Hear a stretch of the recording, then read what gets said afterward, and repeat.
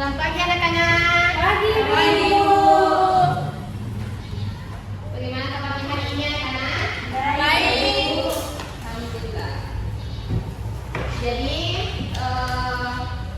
sebelum kita mulai pembelajaran hari ini, alangkah baiknya kita berdoa bersama-sama. Silakan ada yang dipimpin teman-temannya untuk berdoa. Baik Ibu.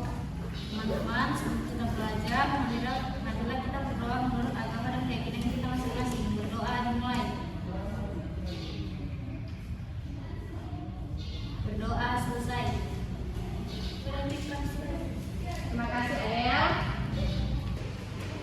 Jadi hari ini sebelum kita mulai pembelajaran, Ibu terlebih dahulu mengabsen. Silahkan dengar namanya ya. Rahani Wulandari, Nilu Popi, hadir. Dewi Adelia, hadir. Popi, hadir. Sapila, hari ini hadir semua ya. Oke, sekarang hari ini kita akan menerapkan model pembelajaran kolaboratif. Sebelum itu, model pembelajaran kolaboratif ini ada bermacam-macam. Salah satunya yang kita akan terapkan hari ini yaitu metode learning together. Sebelum kita lebih lanjut, siapa yang ada yang tahu apa itu model pembelajaran kolaboratif? Saya Ibu. Silahkan dulu. Model pembelajaran kolaboratif adalah pendekatan pembelajaran di mana siswa bekerja sama secara aktif dalam kelompok untuk mencapai tujuan pembelajaran tertentu. Bagus sekali jawabannya. Jadi apa yang dikatakan Nilu itu benar sekali ya teman-teman, bahwa pembelajaran kolaboratif ini adalah pembelajaran di mana siswa bekerja sama secara aktif dalam kelompok untuk mencapai tujuan pembelajaran. Sedikit Ibu tambahkan bahwa dalam model pembelajaran ini siswa dituntut untuk saling berinteraksi, berbagi pengetahuan, dan berkolaborasi untuk memecahkan suatu masalah. Jadi sampai di sini paham ya anak-anak? Jadi sebelum itu ada yang ingin bertanya lagi? Ya silahkan Adel. Kalau metode learning together itu seperti apa? Nah, pertanyaannya bagus sekali. Metode learning together ini artinya belajar bersama. Learning together ini bagian dari macam-macam pembelajaran kolaboratif. Ada banyak macam-macam pembelajaran kolaboratif. Salah satunya yang akan kita pelajari nanti learning together. Learning together ini nantinya setiap kelompok nanti bekerja sama menyelesaikan tugas yang nanti Ibu berikan. Ini bertujuan untuk meningkatkan kerjasama kalian, pemahaman, dan presentasi kalian nanti. Jadi seperti itu ya Adel. Jadi kalau begitu Ibu langsung berikan tugas ya kepada kalian. Sebelum itu Ibu akan membagi kalian ke dalam 2 kelompok. Setiap kelompok akan memiliki tugas yang tugas untuk menganalisis puisi dan menentukan struktur fisik dan batinnya. Jadi setiap kelompok silahkan memilih 1 puisi. Siap anak-anak? Jadi kalau begitu Ibu langsung membagi kalian ke dalam 2 kelompok. Jadi setiap kelompok akan memiliki tugas untuk menganalisis dan menentukan struktur fisik dan batin puisi. Jadi setiap kelompok silahkan memilih 1 puisi. Selanjutnya Ibu akan membagi Adel dengan Popi kelompok 1 dengan Sapila kelompok 2 Nilu sama Rasa. Ibu dicatat ya 5 kelompoknya. Selanjutnya kelompok 1 akan memilih puisi apa? Kelompok 1 akan memilih puisi Sajak Putih karya Sairlan Maribu. Kalau kelompok 2 memilih puisi apa? Kelompok 2 memilih puisi Hatiku Selembar Daun karya Sapardi Djoko Damono. Ya. Jadi silakan kalian berdiskusi sesama anggota kelompok kalian masing-masing. Perlu kalian dengar tugas kalian untuk kelompok 1 itu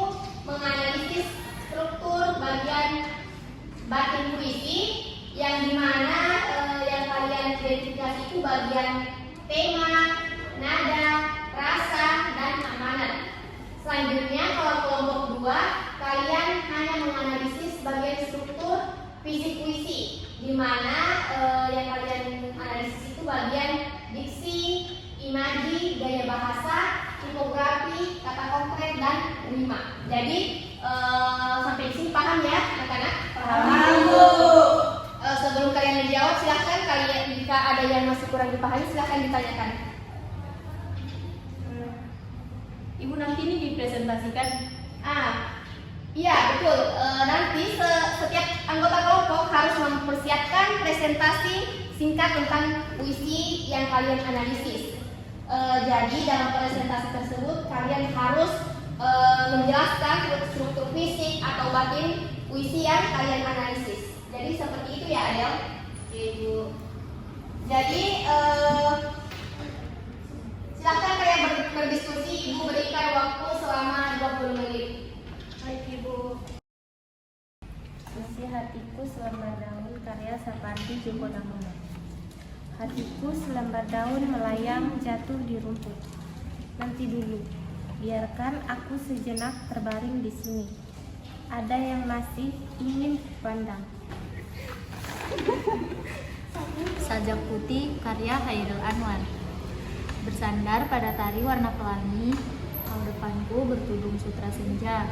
Di hitam matamu kembang mawar dan melati, harum rambutmu mengalun bergelut, senda sepi menyanyi. Berarti sederhana dan baru dengan imajinya, gambarannya visual yang kuat.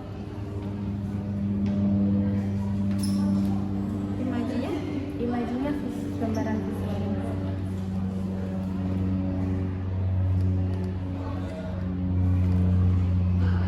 Baru gaya bahasanya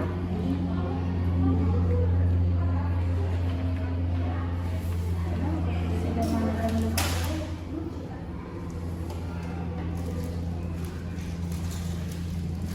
Tipografinya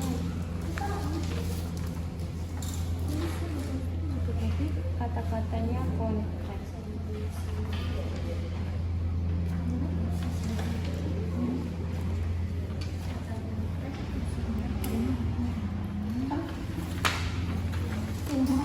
Nanti tema dari puisi kita ini Sajak Putih ini tentang keindahan dan keberadaan cinta. Harus nadanya itu Nadanya menurut puisinya apa? Nadanya intim dan puitis.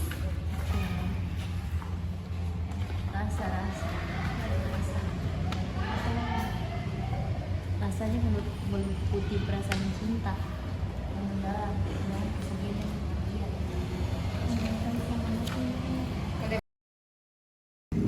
Bagaimana anak-anak? Ada yang sudah selesai? Sudah Ibu akan melihat pekerjaan kalian. Iya. Tahan dulu jawabannya ya. Oke.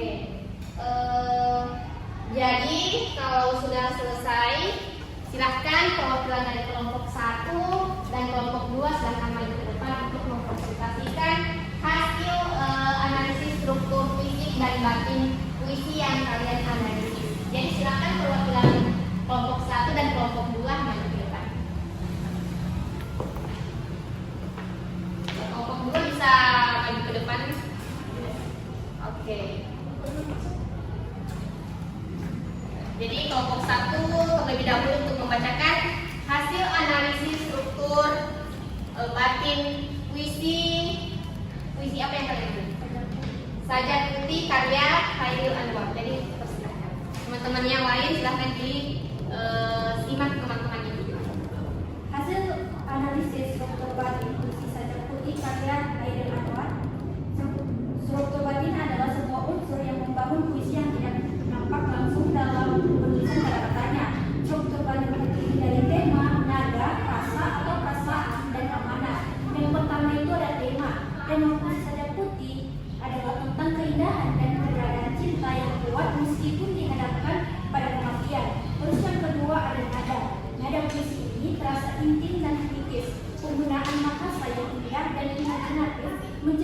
suasana yang lembut dan romantis, namun juga melankolis. Terus yang ketiga ada rasa. Rasa dalam puisi ini meliputi perasaan cinta yang mendalam, keindahan, kesedihan, dan kematian. Ada nuansa keindahan alam yang diungkapkan melalui gambaran tari warna pelangi, sutra senja, bunga mawar, dan melati. Namun ada juga rasa sepi, kesedihan, dan kematian yang menyelimuti suasana puisi. Terus yang keempat ada amanat. Amanat yang terdapat dalam puisi ini adalah bahwa cinta dapat tetap bersemayam meskipun dihadapkan pada kematian. Meskipun ada rasa sepi dan kesedihan yang melingkupi, kekuatan cinta dapat melemburkan segala rasa itu. Puisi ini menggambarkan bahwa cinta adalah sesuatu yang abadi dan tidak terpisahkan dari kehidupan, bahkan ketika kematian hadir. Oke, silakan Ibu Poppy melanjutkan ke struktur fisik. Baik, sini ada analisis struktur fisik dalam puisi Hatiku Selembar Daun karya Sapardi Djoko Damono. Nah, struktur fisik puisi adalah unsur-unsur pembangun puisi yang dapat dilihat secara langsung melalui bentuk susunan kata-katanya. Struktur fisik puisi terdiri atas diksi, imaji, gaya bahasa, tipografi, kata konkret, dan rima. Nah, yang pertama yaitu diksi. Diksi yang digunakan dalam puisi ini cenderung sederhana dan alami. Penggunaan kata-kata seperti hati, daun, rambut, pandang, dan taman memberikan nuansa alam dan keindahan sederhana. Kemudian yang kedua yaitu imaji. Imaji puisi ini menghadirkan gambaran visual yang kuat. Daun yang melayang jatuh di rumput menciptakan gambaran yang tenang dan harmonis.